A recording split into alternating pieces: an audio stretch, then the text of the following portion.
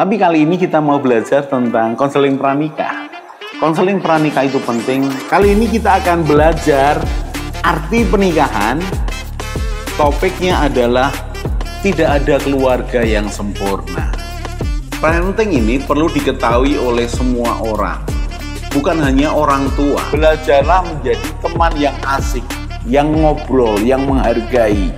Family unboxing, membongkar keluarga.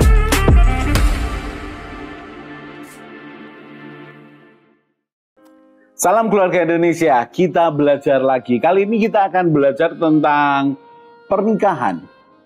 Dan masih melanjutkan tentang topik bolehkah saling menuntut. Kali ini, mungkin hal ini dialami oleh begitu banyak orang. Bolehkah saling menuntut? Kita sudah tahu, tidak boleh dong. Karena pernikahan bukan pengadilan. Sehingga tidak ada yang namanya terdakwa, kemudian ada tersangka, ada pembela, ada hakim. Keluarga adalah dua orang suami istri yang terikat perjanjian dan menjalaninya dengan keintiman seumur hidup mereka. Itu pernikahannya. Tuntut menuntut, janganlah. Tetapi pada kenyataannya, tuntut menuntut ini terjadi. Mengapa? Karena satu pihak merasa berhak menuntut. Kita sudah belajar sebelumnya. Menuntut akan janji. Menuntut akan impian, pengharapan yang supaya itu terjadi. Tapi perhatikan, bisakah suami dan istri tidak saling menuntut sama sekali? Sangat bisa. Dua orang yang menerima kekurangan, keberadaan, apa adanya pasangannya. Dua orang yang berharap bahwa pasangannya akan bisa berubah dengan hanya obrolan, evaluasi ringan, bukan pertengkaran, bukan tuntutan. Ada hati yang lembut di mana mudah untuk berubah. Bisakah? Sangat bisa. Tapi harus dua orang. Kalau cuma satu orang yang mau berubah, yang satu tidak mau berubah, ya timpang, tidak seimbang. Nah, kali ini kita akan membahas.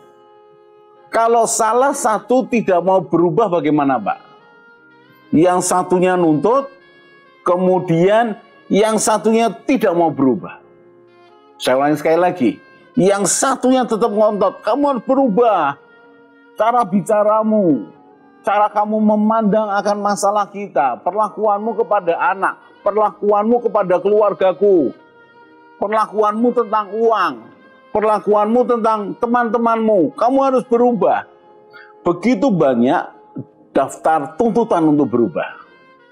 Sementara yang diminta untuk berubah, tidak berubah. Sesekali sadar karena pertengkarannya memuncak, ya ngambek, diam-diaman 2 minggu, kemudian ya sudahlah aku berubah. Tapi berubahnya bukan karena sadar diri dan bukan karena niat.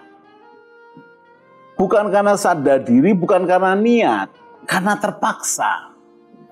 Sehingga ketika longgar sedikit, maka diulangi lagi. Ketika diulangi lagi, Pak, diulangi apa saja sih? Ya tergantung tuntutannya, tergantung perubahan yang diharapkan dan ternyata tidak terjadi. Tentang apa? Sikap kepada anak yang tidak tanggung jawab, cuek, main pasrah semuanya. Sementara pasangannya kesusahan, tidak mau menolong. Peduli begitu.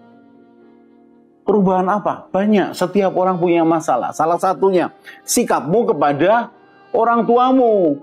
Kamu jangan terlalu mengiyakan semua permintaan orang tuamu. Karena kita ini kesusahan dengan menuruti keinginan orang tuamu semuanya. Sesekali bagaimanalah supaya ditolak. Supaya orang tuamu tuh tahu bahwa kita ini sudah menikah, anaknya sudah menikah.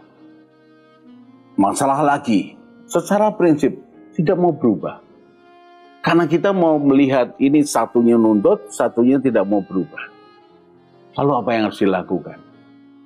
Yang pertama, menghibur diri, menerima kenyataan, menarik nafas panjang. Jangan dituruti pikiran-pikiranmu yang negatif. Jangan dituruti prasangka-prasangkamu yang tidak punya bukti, tidak ada dasarnya. Tarik nafas panjang. Kemudian ya dilepaskan. Jangan tarik nafas kemudian tidak dilepaskan. Nanti kesusahan malahan. Tarik nafas panjang, dilepaskan. Kemudian pikiran diberitahu. Tenang ya, tenang ya, tenang ya. Mengapa? Tenang ya, dia tetap suamiku. Dia tidak akan berubah menjadi tetanggaku, menjadi saudaraku. Dia suamiku. Beritahu. Mengapa? Karena itu meneduhkan pikiranmu. Kemudian beritahu lagi. Aku tetap mencintai dia, kami terikat dalam komitmen. Aku mencintai dia, kami terikat komitmen. Jadi yang pertama tarik nafas panjang, terima keadaan. Kemudian beritahu pikiranmu, beritahu hatimu. Tentang apa? Sikapmu. Bahwa dia suamiku. Dia pilihanku. Yang ketiga, ingatlah kebaikannya. Ingatlah dalam tanda petik jasa-jasanya dalam hidupmu. Karena seringkali ketika kamu mulai menuntut, kamu lupa bahwa dia bertanggung jawab, dia berkorban dalam beberapa hal, bahkan dia lebih baik daripada kamu. Tapi karena kacamatamu waktu itu menuntut, contohnya ya, kamu perhatian begitu loh, ketika aku repot dengan anak-anak, kamu menolong. Karena matamu hanya tertuju pada hal itu, maka kebaikannya, bahkan pengorbanannya tidak kelihatan. Jadi tarik nafas panjang, tenangkan diri, beritahu pikiran, beritahu hatimu tentang komitmen. Berikutnya apa lagi? Ingatlah kebaikannya. Ingatlah ketika dia ini mau berkorban buat kamu dalam hal yang lain. Tapi khusus yang satu itu memang orangnya cuek, tidak peduli dengan anaknya. Tapi bukankah di waktu-waktu yang sebelumnya dia mau menolong dan segala macamnya, mau membantu menangani anak. Artinya tidak sepenuhnya suamimu itu 100% buruk. Tidak. Ada kebaikannya. Tapi Pak, masalahnya saya itu kok tidak menemukan kebaikannya ya. Wah, itu repot. Itu repot. Mengapa? Karena yang dilakukan suami istri salah satunya adalah seperti memberikan kebaikan. Ya, memberikan perhatian, memberikan cinta, bagian dari investasi. Suatu kali akan berbuah. Jadi, terus menyimpan kebaikan, perhatian, kepedulian, gantian. Sehingga pasanganmu akan punya alasan untuk memaafkan, menerima, mengerti, mengampuni kamu. Kenapa? Karena kamu juga investasi kebaikan dalam hidupnya. Ini suami istri mesti berbagi kebaikan, memberikan investasi, menanamkan modal, investasi dalam hidup pasangannya. Nah kalau tidak ya itu pasanganmu akan kesusahan. Pak, saya kira kok dia nggak ada baiknya, itu repot. Kalau diingat-ingat begitu rupa, oh aku ingat Pak, dia baik Pak. Kapan itu? Kalau ada maunya. Kalau ada maunya baik Pak, setelah dituruti, kemudian ya dilupakan lagi Pak. Kenapa ya? Karena sudah dituruti, kalau ada maunya dia baik. Oh saya ingat Pak kebaikannya, kapan itu? Ketika pacaran Pak, belum menikah. Lumayanlah menghibur hatimu. Tapi langkah ketiga ini merupakan langkah di mana yang keempat kamu akan lebih mudah. Pak, yang pertama tadi apa? Tarik nafas panjang, lepaskan, tenangkan diri. Supaya apa? Tidak meletup-letup. Berikutnya, ingatlah perjanjian nikahmu. Ingat, ini suamiku, ini pilihanku. Aku tidak akan berkhianat atas perjanjianku, apapun yang terjadi sesuai dengan janji nikah. Yang ketiga, ingat-ingat kebaikannya atau jasa-jasanya. Berikutnya, yang keempat. Yang keempat adalah serahkan dalam tangan Tuhan. Seneng nih Pak, saya seneng nih. Loh, maksudnya seneng apa? Serahkan dalam tangan Tuhan, berarti saya serahkan nyawanya kepada Tuhan. Bukan nyawanya. Nyawanya itu urusan Tuhan. Waktu lahir mati urusannya Tuhan. Serahkan dalam tangan Tuhan adalah minta campur tangan Tuhan untuk dia berubah. Bukan kemudian engkau menyerahkan nyawanya kepada Tuhan. Tidak dong. Serahkan kepada Tuhan. Biar Tuhan campur tangan. Yang kelima, menarik sekali. Apa itu? Ya akan menjadi beban dalam hidupmu kemudian. Kalau dia tidak mau berubah, kamu yang berubah. Tidak ada cara lain. Kalau dia tidak mau berubah, kamu yang berubah. Nah, bagaimana menimbang supaya tetap berjalan dengan baik pernikahanmu? Nah, itu perlu seni. Itu perlu arts.